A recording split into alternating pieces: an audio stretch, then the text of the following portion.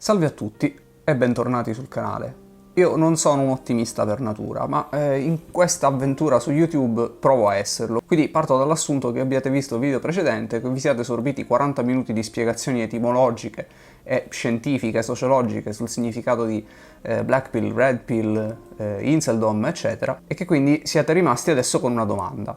Cioè, ma cosa facciamo per stare un po' meglio? Nel video precedente avevo promesso, per così dire, di entrare nell'aspetto pratico per quanto è possibile e vedremo che ci sono dei limiti a quello che si può dire e a quello che si può consigliare, ma certamente ci sono dei consigli applicabili. Ho deciso di dividere questo video, che spero sia molto più breve del precedente, in 3 sezioni, 3 aree in cui io mi sento di dare qualche consiglio da professionista e da persona, per così dire, informata sui fatti. Chiaramente si tratterà di consigli che magari a chi ha 30-40 anni e ha già dovuto vivere a lungo e cercare di adattarsi al mondo risulteranno un po' banali, spero non troppo banali, ma sicuramente saranno, ecco, sentieri che già hanno battuto spontaneamente, perché ognuno di noi prova ad adattarsi e vivere con quello che ha.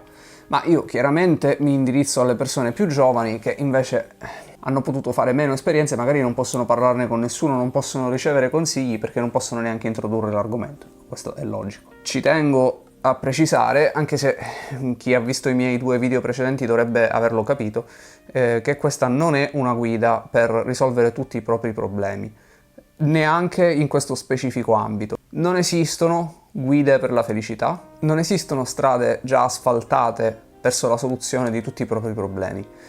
Quello che io posso fare, paradossalmente, ma neanche tanto, non è tanto dire cosa fare, più che altro è dire da cosa astenersi per evitare di peggiorare la propria condizione. Poi è ciascun individuo che plasma nei limiti di quello che gli viene concesso dalla sorte la propria felicità.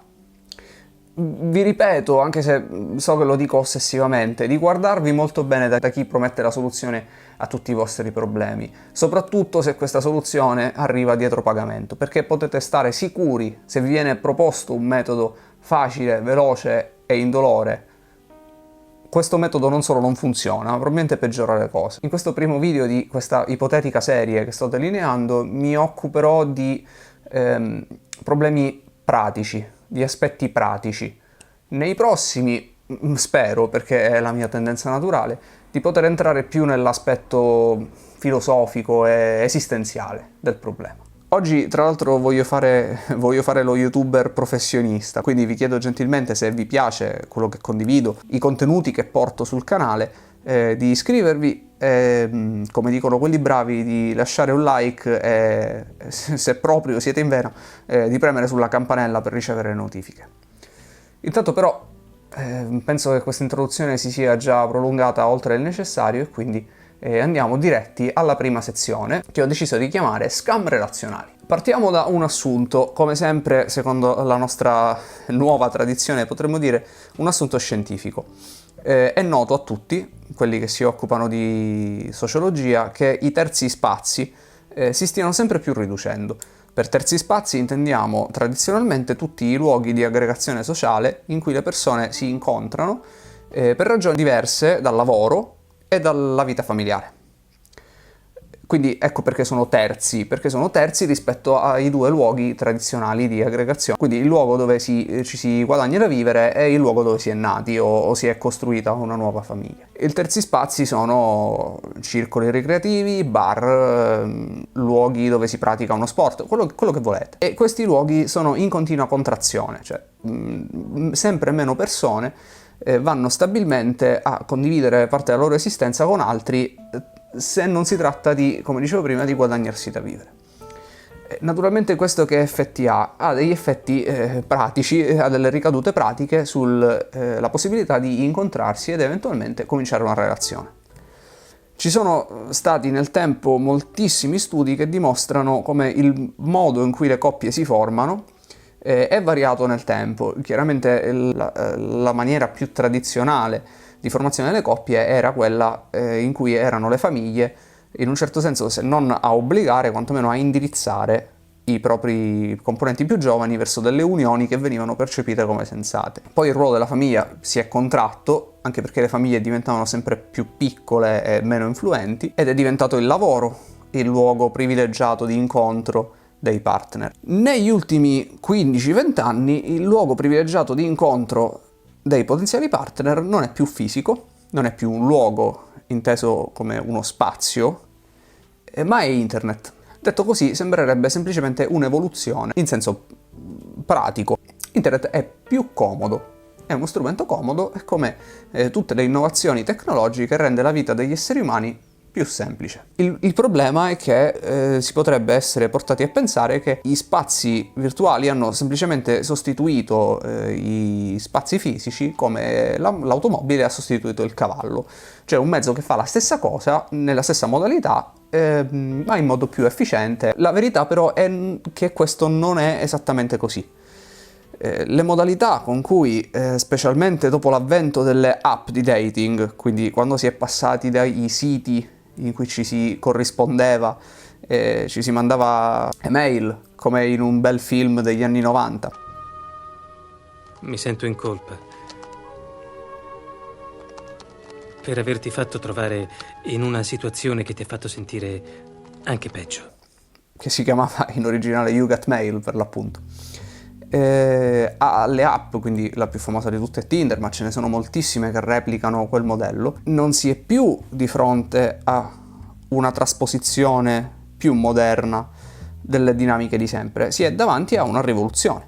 E come funziona questa rivoluzione? Questa rivoluzione prevede che a ogni utente ne vengano mostrati moltissimi altri. Anche limitando il campo della propria ricerca alla propria città, si vedono un numero di potenziali partner che sono assolutamente imparagonabili a quelli che una persona anche di buona socialità potrebbe incontrare nella vita reale.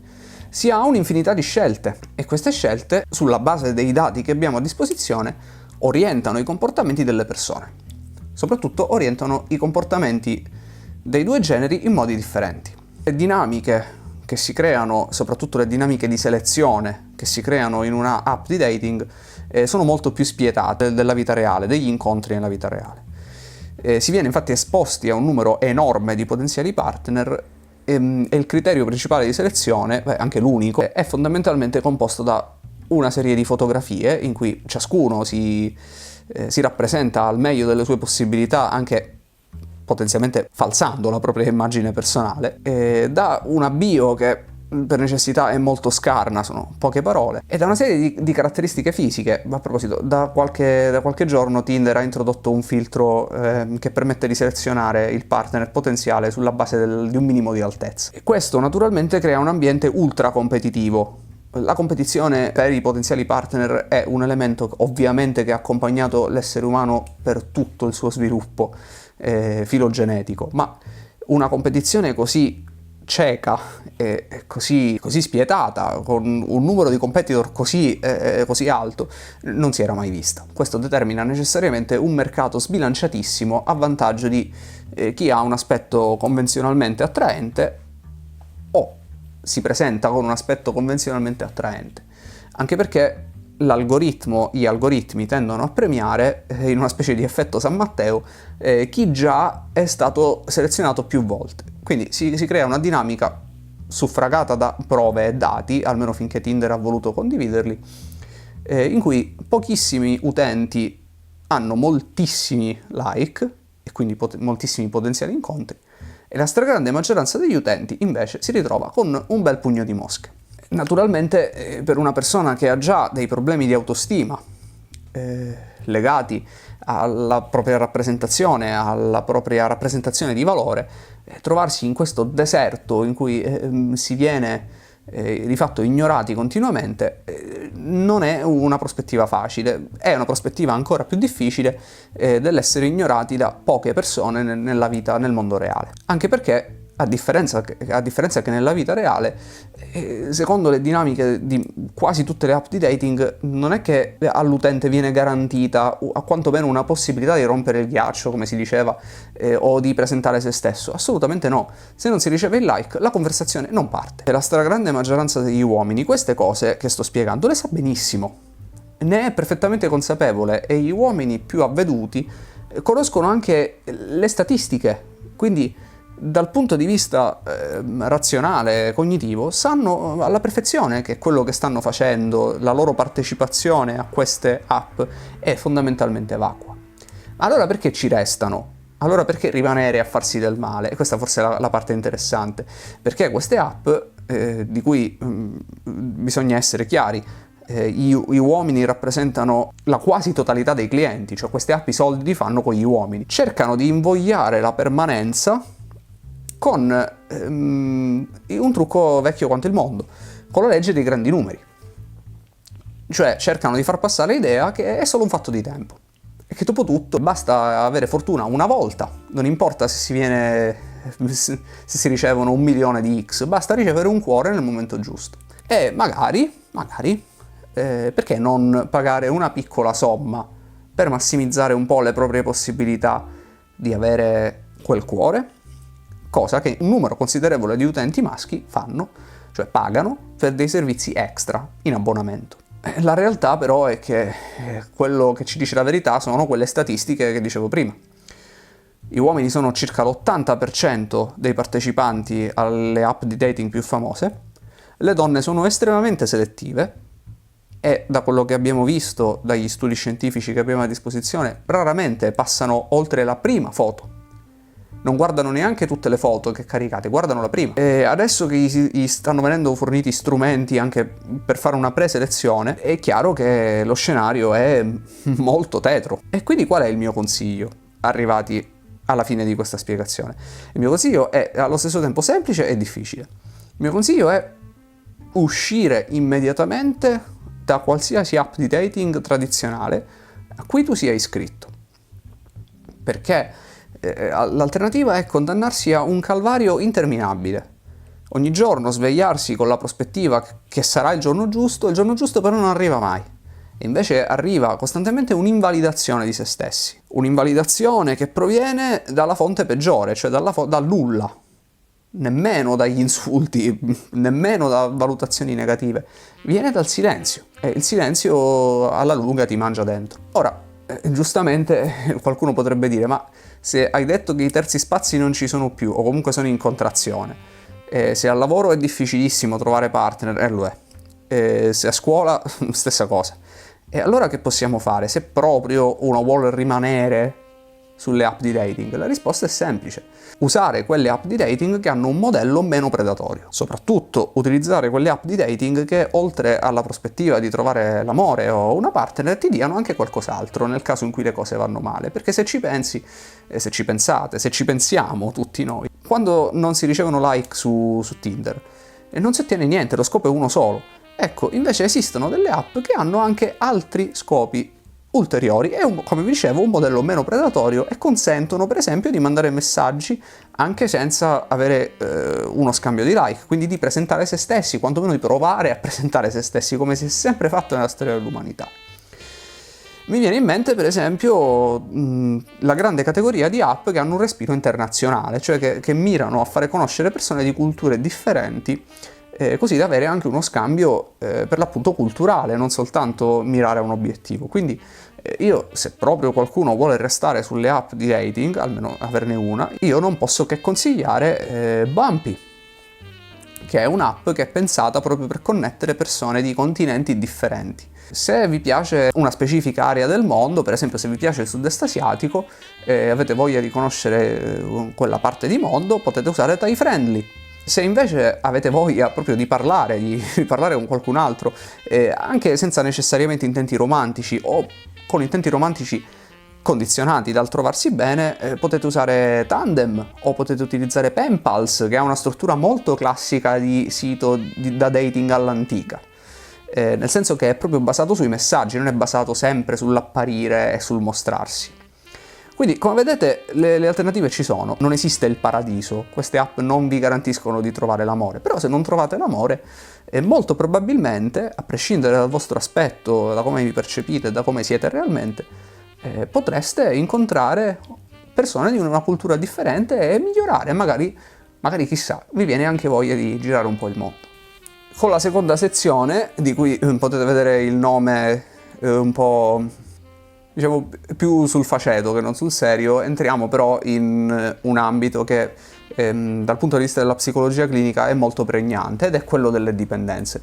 Nello specifico, come avrete facilmente intuito, ci riferiremo alla dipendenza da pornografia, che è un problema che anche qui le statistiche in questo caso abbondano, ci sono tantissimi studi al riguardo perché la società sembra avere una certa attenzione verso questo argomento, secondo me un'attenzione moralistica, però comunque è un'attenzione.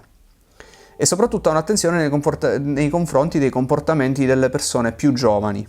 Possiamo, senza timore di smentita, affermare che la dipendenza dalla pornografia sta aumentando repentinamente.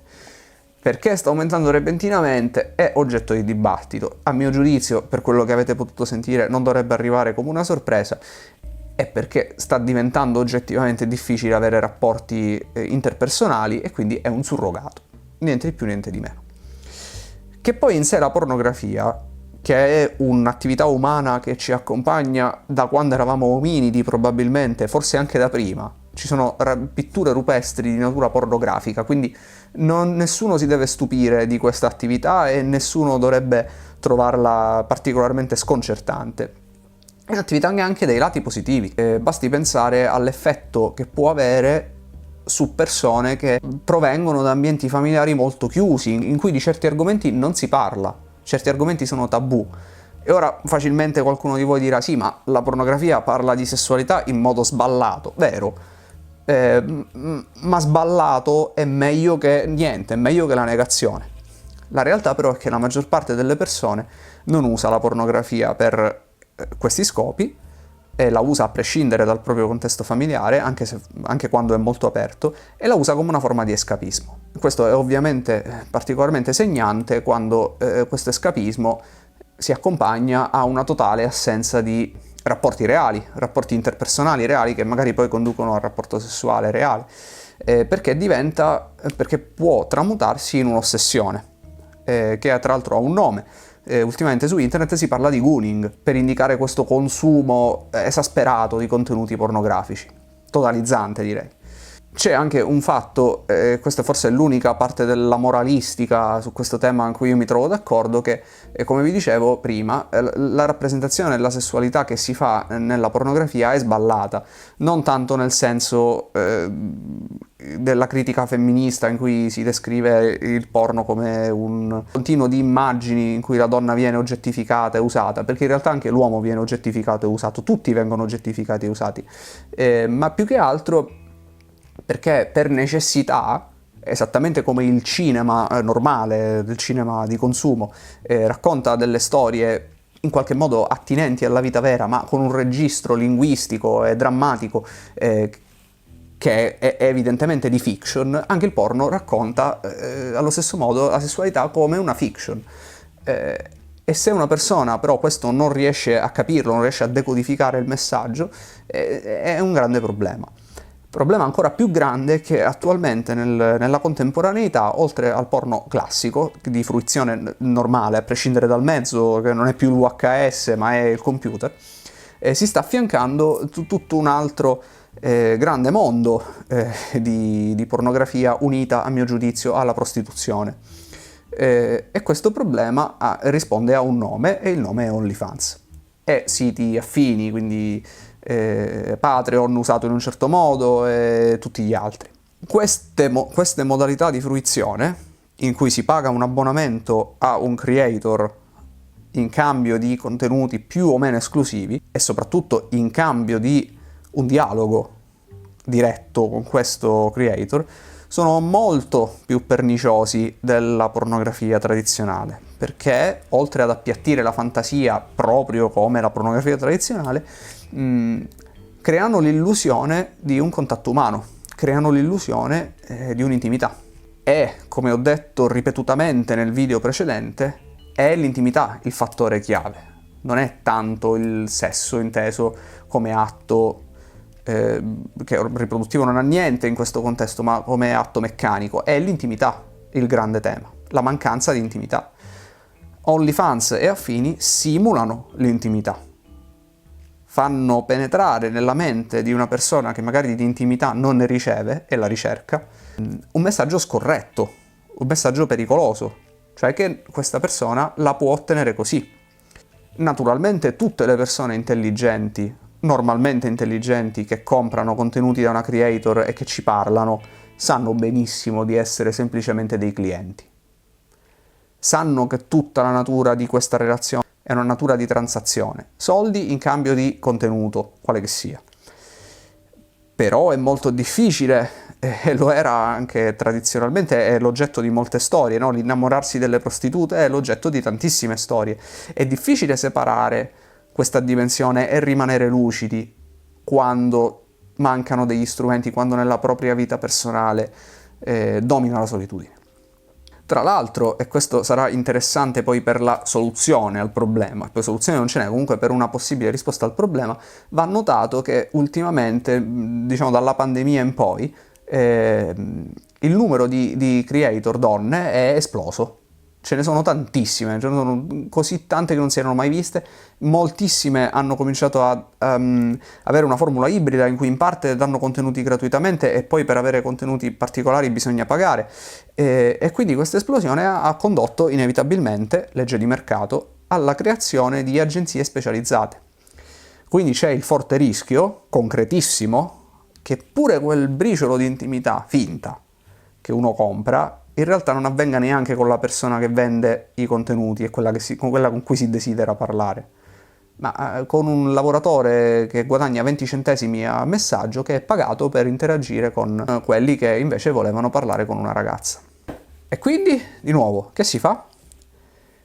Verrebbe facile dire staccati dalla pornografia, non guardare mai più mezza clip, metti password dappertutto, metti filtri così non puoi cedere alla tentazione. È una soluzione impraticabile. Come ho detto all'inizio del video, di fronte soprattutto a una dipendenza, perché di questo stiamo parlando, quello che bisogna fare è fare piccoli passi. Prima di tutto bisogna avere una valutazione realistica del proprio consumo. Se il consumo di pornografia occupa 4, 5, 6 ore della propria giornata, siamo sicuri di essere di fronte a una dipendenza. Sicuri, totalmente sicuri, senza possibilità di errore. E in quel caso la prima cosa da fare è eventualmente rivolgersi a un professionista. Quello che però in pratica si può fare è provare un pochino, e questo è il mio consiglio, a cambiare le modalità di fruizione.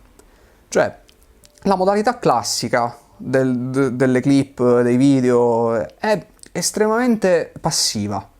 Si guarda, si condivide la fantasia di un'altra persona che ha ipotizzato di averla in comune con altri, questo è il principio, ma si è estremamente passivi, soprattutto dopo che il proprio cervello si è abituato a questo tipo di contenuti e non prova più nessun tipo di sorpresa e in definitiva neanche di eccitazione. Diventa una cosa estremamente ripetitiva. E quindi per esempio si può cambiare la modalità di fruizione. Questo forse suonerà un po' antiquato per le persone più giovani, ma c'è tantissima letteratura che è stata considerata pornografica o erotica. La letteratura, leggere un racconto, leggere un romanzo di questo genere attiva aree del cervello completamente differenti, vi spinge a immaginare, e immaginare è il migliore antidoto possibile all'appiattimento. Oltretutto, quando una persona immagina, ha bisogno di tempo per farlo. E questo tempo si contrappone, questo lungo tempo richiesto per produrre immaginazione, si contrappone al consumo compulsivo, il modello Gooning di pornografia tradizionale. Per quanto concerne OnlyFans, invece il mio consiglio è di muoversi esattamente come suggerivo nel video sui fuffaguru, sulla fuffa. Cioè, cercare di imporre al proprio cervello, alla propria mente, le evidenze della falsità di quello che vi viene proposto. Ad esempio, se voi vi appassionate, e spero che non lo facciate, però io non giudico naturalmente perché non è questo il mio compito, se vi appassionate a una data creator, vi abbonate, mi auguro gratuitamente, ma magari avete anche pagato una quota per entrare, e vedete che è online continuamente, sempre, alle 5:30 del mattino, è online, è pronta a rispondere a messaggi e addirittura vi scrive lei, e lo fanno perché questa è la norma ormai, siccome il mercato è saturo, tutte le creator scrivono ai loro potenziali clienti, tra l'altro scrivono con un lessico da prostitute novecentesche, e se vedete che risponde immediatamente ai vostri messaggi, soprattutto dando l'impressione di non ricordarsi quello che ha detto magari 2 ore prima, e allora potete essere certi che state venendo truffati, perché non state parlando con lei, state parlando con un tizio in Serbia, state parlando con un tizio che sta morendo di fame, sa che avrà dei bonus se voi comprate il dato contenuto e quindi spinge su quel tasto. Vi dice delle cose ripetitive, magari è un uomo, non ha idea di quello che sta dicendo, ha un'idea molto approssimativa di come parlerebbe una donna. Quindi forzatevi a vedere i segnali della bruttura di quello che state facendo. Io non sono un sostenitore della vergogna a 360 gradi, ma talvolta la vergogna è un sentimento molto utile. Talvolta può essere il sentimento che dà inizio a un cambiamento, se non ci si abbandona a una vergogna nichilistica e totalizzante. Allora, abbiamo esaurito gli argomenti scabrosi, quindi passiamo a quelli terrificanti. Questa terza sezione, che ho chiamato Mantieni il controllo, parla esattamente di questo. Strumenti, qualche suggerimento sparso, per cercare di non sprofondare nel sentimento di inadeguatezza o addirittura nella disperazione. Il primo consiglio, il più semplice che mi viene in mente, ed è un consiglio che io stesso dovrei seguire, ma non riesco a farlo, perché ho degli evidenti limiti al riguardo, non abbuffarsi di news. Non leggere ossessivamente il giornale, soprattutto su argomenti particolarmente crudi o argomenti particolarmente spiacevoli, quindi magari che ci interessano però sia scientificamente che umanamente, perché questo ha un effetto di incremento esponenziale dell'ansia o del disgusto o di entrambe le cose. Soprattutto un altro consiglio legato a questo è non abbuffarti di opinioni, anche e soprattutto di cosiddetti esperti, su prospettive future.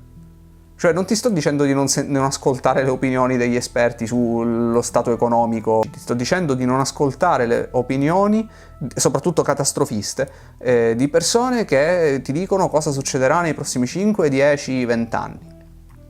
Tutto il 2021 cercheremo di abbassare il numero dei focolai, 2022 popolazione vaccinata, molte meno mascherine e diciamo possiamo cominciare a comportarci un po' come prima. Mi dispiace, ma io non credo che prima del 2023 potrà essere liberi tutti, ci vuole tempo. Perché questo pone 2 sentieri. Potrebbe essere vero, e in ogni caso non hai il potere di cambiarlo, potrebbe non essere vero, e quindi in questo caso staresti barattando il tuo benessere del presente con nulla, di fatto. Quindi, legato al punto precedente, questa è una mia opinione personale che ho sviluppato in tanti anni, è questo. Guardati da un certo tipo di giornalismo.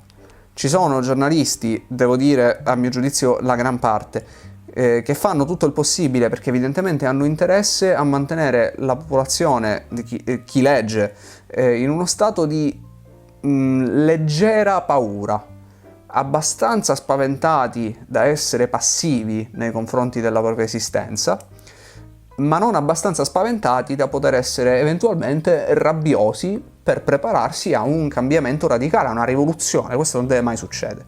Bisogna rimanere in questo lieve stato di indignazione, disgusto verso se stessi e verso le cose del mondo, che però ti mantiene sedato, in una condizione in cui si è dei consumatori perfetti, dei perfetti cittadini di una società quale quella che viviamo, tardocapitalista. Quindi il mio consiglio ovviamente non sarà mai non leggere niente, perché questo è l'obiettivo di un'altra parte del mondo, e se uno non legge niente, non si informa e non partecipa alla vita pubblica, poi sarà la vita pubblica a partecipare lui. Perciò il mio consiglio non è certo di abbandonare ogni forma di informazione, ma sempre di criticare. Anche quando un'opinione è condivisa da un gran numero di esperti dall'opinione pubblica, criticarla sempre. Un altro breve consiglio che mi sento di dare è di interessarsi il meno possibile alla cosa corrente. Il giornalismo, chiaramente come tutto, è dovuto cambiare, ha dovuto adattarsi ai tempi di internet, e quindi c'è una grande rincorsa sulla cosa corrente. Ne parlavo nel video precedente, che è uscito ormai un mese fa, quasi 3 settimane fa. La coda lunga di Adolescence era un po' svanita, però per 2 settimane sembrava che non si potesse parlare d'altro che non di queste violenze di giovanissimi. Ecco, questa rincorsa alla cosa corrente, al tema corrente, allo scabroso, all'attualismo, non va assecondata, secondo me. Anzi, totalmente ripudiata. Non ti concentrare sulla cosa corrente, che ti viene costantemente riproposta, e tra l'altro se mostri interesse gli algoritmi te la ripropongono a ciclo continuo, ma invece concentrati su cose che hanno un valore sul lungo termine. Anche su cose che magari sembrano inutili dal punto di vista pratico. È meglio domandarsi, interrogarsi sul significato dell'esistenza o su questioni sociologiche gigantesche che non saranno mai veramente risolte, leggere libri al riguardo o qualunque altra materia ti interessi, piuttosto che anche per volerla criticare fare la rincorsa alla cosa corrente. La cosa corrente va ignorata. È un sottoprodotto della società che dicevamo prima. Ignorala completamente, vai per la tua strada. Ultimo punto, forse il più semplice, infatti va liquidato in poche parole, è non cercare di lavorare per monimaxare. In Italia monimaxare è praticamente impossibile, nessuno diventa ricco dal nulla. È una triste realtà, cioè chi diventa ricco in realtà diventa più ricco, perché era già partito da una posizione di privilegio e poi diventa più ricco. Però puoi lavorare in modo da accrescere te stesso. E se per caso ti trovi in una condizione in cui il lavoro che ti dà da vivere non ti permette di accrescere te stesso, ci sono passato, ci passeranno tutti, perché il mercato del lavoro è questo, ancora una volta, non devi niente a questa società. Fai come quello che chiamano quiet quitting, lavora quello che devi e concentrati sui temi che dicevamo prima, sulle cose che hanno vera importanza, e considera il tuo lavoro, se non è un lavoro soddisfacente, come diciamo prima, come la cosa corrente, e non avere nessuna remora mentre stai lavorando a cercarne uno migliore. Non devi niente a nessuno. In conclusione, dopo aver sforato, penso di parecchio, il limite massimo di tempo che mi ero posto per questo video, ma ognuno ha i suoi difetti e essere prolisso è il mio, uno dei tanti, cosa posso dire? Prima di tutto che spero di essere stato utile per qualcuno, anche solo dando qualche spunto di riflessione, che può sempre tornare utile nella vita, perché non si sa mai dove una data informazione spunterà fuori nel percorso della propria esistenza. E poi secondariamente spero di avere fatto un po' di ordine su alcuni argomenti che secondo me vengono trattati anche approfonditamente, ma con una certa vena di giudizio che io, come avrete capito, non condivido naturalmente. Spero di tornare presto a parlare con voi quando avrò l'ispirazione per nuovi temi e nuovi argomenti interessanti da condividere. Naturalmente io sono più che felice di ricevere i vostri feedback, come avete potuto vedere, anche perché non è certo difficile, rispondo a chiunque commenta sui video che pubblico. È stato un piacere condividere questi argomenti con voi e spero di riuscire a tornare presto.